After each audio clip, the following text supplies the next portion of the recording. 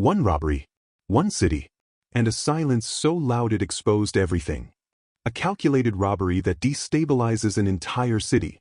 Psychological fear used as a weapon. A criminal who leaves no face, no name, no clear motive. Law enforcement trapped in unanswered questions. A case that officially ends, but never truly closes.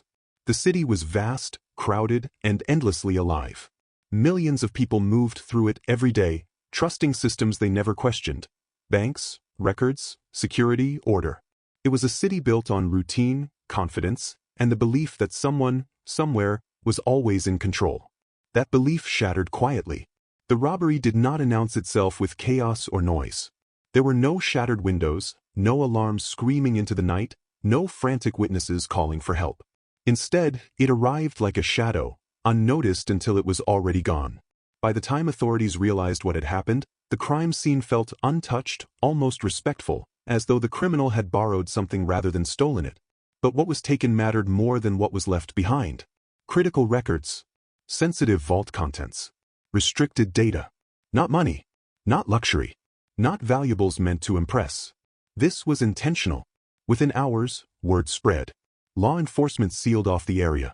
Analysts reviewed footage frame by frame, yet the cameras revealed nothing useful. No clear face, no error, no moment of panic. The criminal had moved through the city as if the city belonged to them. Then came the message. Delivered anonymously, stripped of emotion and terrifying in its calm certainty, it made one thing clear. This robbery was not an ending. It was an introduction. Fear moved faster than facts. Businesses closed early.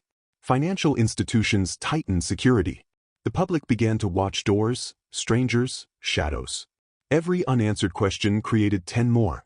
The city, once loud and confident, grew cautious and tense. Days later, it happened again. Different location. Same precision. Same silence. The robber left no signature, only consistency.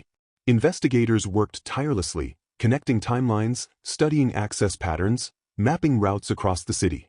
What they discovered was unsettling. The criminal did not break the system. They understood it. Every move suggested insider knowledge, patience, and planning far beyond impulse. The city was not being robbed. It was being studied. Media coverage intensified. Headlines spoke of a threatened metropolis. Analysts debated motives. Was it financial warfare? A test of security? A distraction from something larger? Theories multiplied, but clarity never arrived. Then, without warning, the robber stopped. No final message. No escalation. No capture. The crimes ended as cleanly as they began, leaving behind only speculation and unfinished files. Weeks passed. The city slowly returned to routine, but something had changed. Trust was thinner. Confidence was quieter. People realized that safety was not guaranteed, it was assumed. Authorities eventually released a statement. The case remained open, but inactive. Evidence existed, but not enough. Suspects existed, but none solid. The investigation faded into archives, stamped and labeled, waiting for a future that might never come. Yet the questions refused to disappear. Why those targets? Why that timing? Why stop it all? Some believed the robber achieved their goal. Others believed the real crime was still hidden, buried beneath what the city thought it understood.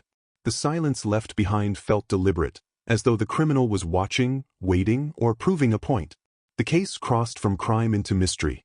And that is where it remains, suspended between what is known and what is feared. Across the crime lies the mystery. Every crime unveils a mystery, and every mystery begs for answers. This is not just a story about robbery.